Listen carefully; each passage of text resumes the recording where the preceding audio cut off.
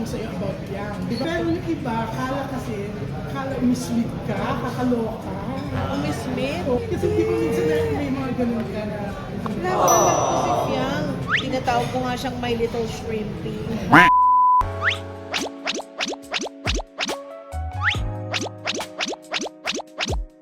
Bakit mo siya nagustuhan si Fiang? Sabi ni Fiang, oh. Si Ginawa. Fiang, kaya ko siya nagustuhan kasi mukha siyang isang susurit. Ano bang susurit? Wala namang meaning ang susurit eh. Parang Maliit na. maliit kasi na makulit na sobrang makulit na. petit. pero Kasi naging roommate ko siya. ito na yung pagkakataon.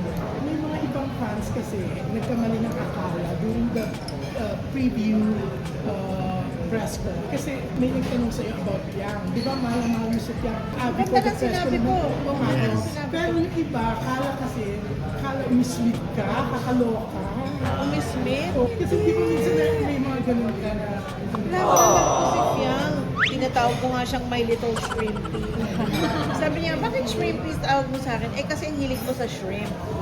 Tapos nung nag-guest siya sa HOD, pinaluto niya sa akin buttered shrimps.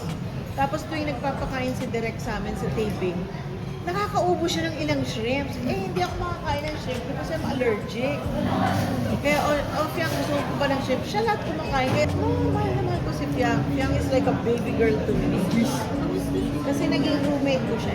Makulit siya. Lagi niya ako kinukulit na, Mama, tawag na, hey, Mama. Lagi, ang dami niya tinatawag ko siya. Tapos dahil ano dapat ang ugali ng bata, ganyan. So, nagustuhan ko siya. Pinulat niya ako ng birthday ko. Kasi nakaalis na si Ivana noon eh. Parang nagbakasyon yata siya. Walang taping si Fiang. Sabi ko, walang taping si Fiang. Nagulat ako. Natutulog ako. Gumising siya, naka-hoodie girl. Pagising ko siya, tapos, Mama! Tapos niyakap niya ako, sabi ko, My Little Shrimpy! ito yung January. Oo, ang cute niya. Kaya ako natuwa sa kanya kasi kahit na makulit siya, pag may eksena siya, she can deliver. So sa loob-loob ko lang, naglalaro ka ha, hindi ka nagko-concentrate. Hindi na natin kung makaka-deliver.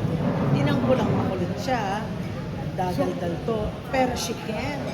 Pati yung units niya, yung kailan siya magtataas ng boses, kailan siya magpapaba ng boses, kailan siya iiyak. On point. Ang mahusay yung tao. Kaya ma-attitude. I like siya.